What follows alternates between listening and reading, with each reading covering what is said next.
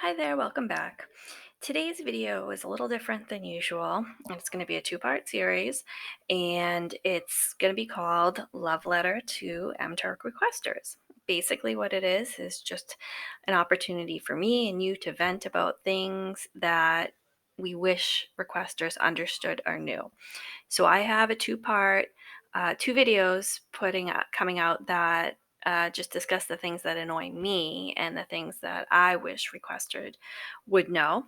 And I want to hear from you. So definitely comment and let me know the things that get you down about working on MTurk day to day, or things that annoy you, or again, things that you just wish the requesters would understand. And if I get enough of them, I'll put together a part 3. And hopefully, maybe some of the requesters will come across these in their research, and it will help them to understand a little bit better what us Turkers go through on a day-to-day basis. So I'm going to jump right in. My first one is pay to screen us or use MTurk qualifications where possible. So unpaid screeners are not popular amongst Turkers, and while I understand the need to zero in on certain demographics, unpaid screener is just a waste of time for a lot of people, especially if the demographics are really tight and most people aren't going to meet the demographics that's needed. So really, I think it's in the best interest of the requesters to pay a small amount for the few questions that they need the answers to and get that demographic pool settled. And then I think it's probably less money and work in the long run that way. But, in order to do it, you do have to put out a nominal amount and try to get people to do the screener that way. Alternatively, MTurk does have qualifications where a lot of Turkers know this, and I have done videos on it where those qualifications are put out by MTurk themselves, and it's a zero paying hit. But they then group those into qualifications that they offer the requesters to use, I think, for an additional payment. So it'll be things like what's your highest degree? Do you have kids? Are you a Republican or a Democrat? What kind of phone do you have? An iPhone or an Android? And then requesters can use those demographics if they're relevant to what they're trying to do. And right out of the gate, they don't have to worry about a screener. So really, the bottom line for requesters is just pay to do the simple screening. Your reputation amongst the Turk community will be better for it, and I frankly believe that you'll get better data in the end. Along the same lines, use qualifications to prevent retakes or enforce those demographics that you need. Qualifications are a great way to make sure that only the people you want to do something are doing something. So if you don't want somebody to retake your survey, then make a qualification that says has already taken, and then put anybody who's taken the survey into that qualification. It's really hard for Turkers to remember month to month if they've done a specific survey. And frankly, a lot of the terminology and questions and a lot of the surveys are similar. So it's hard to remember. And if we're using the tools available from MTurk, we can only go back about 45 days. And even within that, it's really hard to search out something based on, even based on the requester name. You would think it would be easy, but it's not quite as easy unless you're using script. So just the native functionality of MTurk isn't really conducive to going back. Now, especially if it's been past 45 days, then Turkers have no ability unless they have a very, very good memory. And that shouldn't, a lot of people will just return it or not bother because they're afraid of getting the rejection. So use those qualifications to prevent the retakes and enforce the demographics. Don't leave it up to the Turkers. We do too much work in a given day and a given week and month to be able to remember every single thing we do after we do it. While we do it, we are most certainly focused on what we're doing. But after we're done with it, it has to be put to the side in favor of new work. So understand that it's really hard for Turkers to know offhand if they've done a survey or not. Only use blocks when poor work is submitted. So blocks should not be used to prevent retakes or to enforce demographics. Blocks should be only used when poor quality work is submitted. Blocks are a negative and they should be treated as such. They should only be applied when absolutely necessary, when you've received, you feel somebody is scamming, you've received very poor work or consistently very poor work.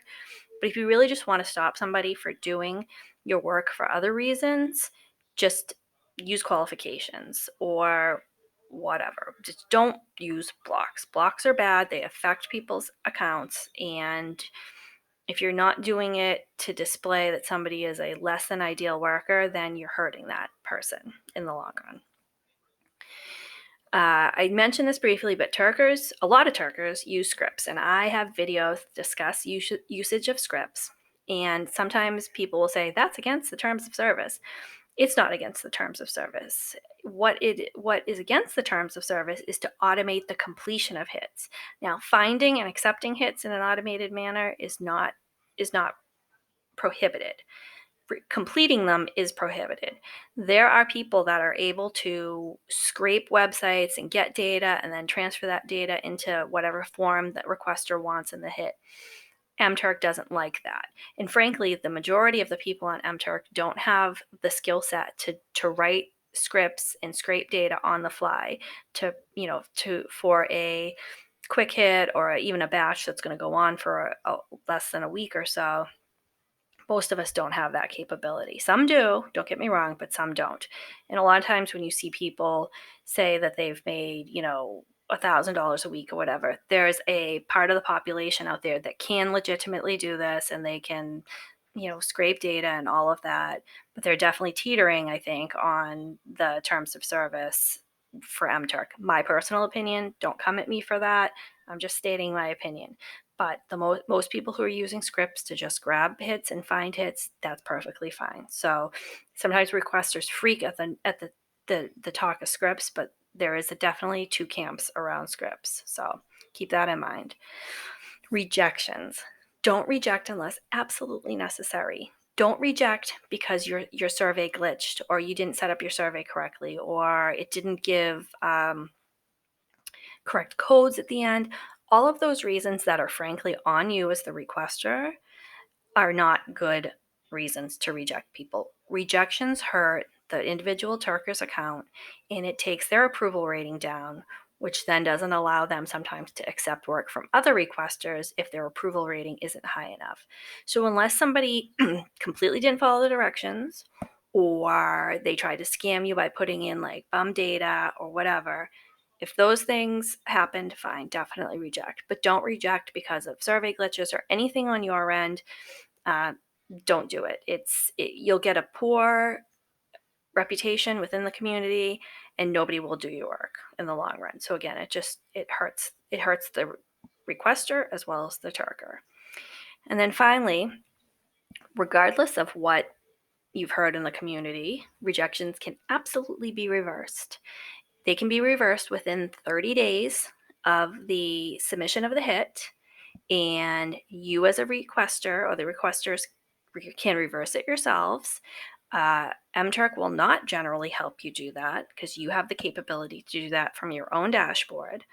So I will put a video out probably in the next couple of days specifically geared towards requesters, but also geared towards Turkers who then can send that video to requesters to help them figure out how to reverse rejections. So it happens, new requesters come in or there's a misunderstanding with an established requester and some discussion goes on and they realize that, hey, this should have been accepted, not rejected. So you can go back within that 30-day period and go ahead and reverse the rejection. So there is room to right any potential wrongs. So those are my first 6.